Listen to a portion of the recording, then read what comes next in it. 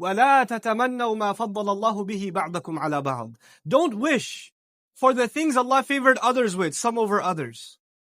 Allah gave your sibling better physical strength. He gave you better intellect. He gave him a more mathematical mind. He gave you a more, creative mind, artistic mind. So, what I'm trying to get across is Allah forbade us from wishing, I wish I could be taller. I wish I was the older brother.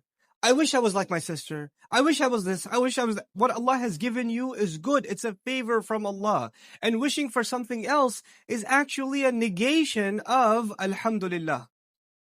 When you and I say Alhamdulillah, we're grateful to Allah for what He has given us, not what we wish He gave us.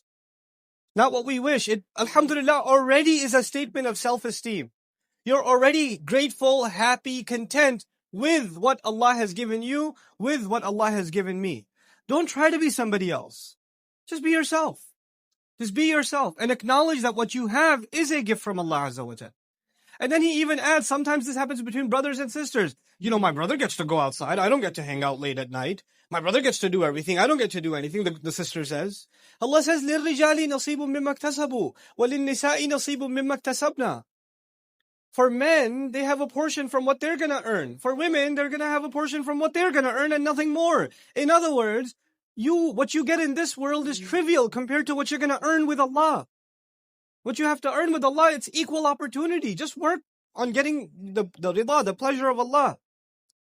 And so one of the last things I want to share with you on this issue, because I'm telling you, this can really destroy a person.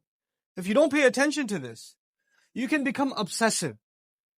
You can become so obsessive that every time you think about your problems, you don't think about yourself. You think about who to blame other than yourself for your problems, and it's usually someone, in many cases, that you're jealous of.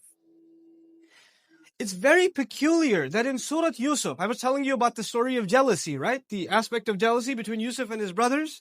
It's very peculiar that when Yusuf's brothers spoke, the Quran records their speech. And in Allah recording what they said, He basically psychoanalyzed them. He gave us the entire psychological profile of these kids in like a sentence. You got these kids figured out. You know what they said?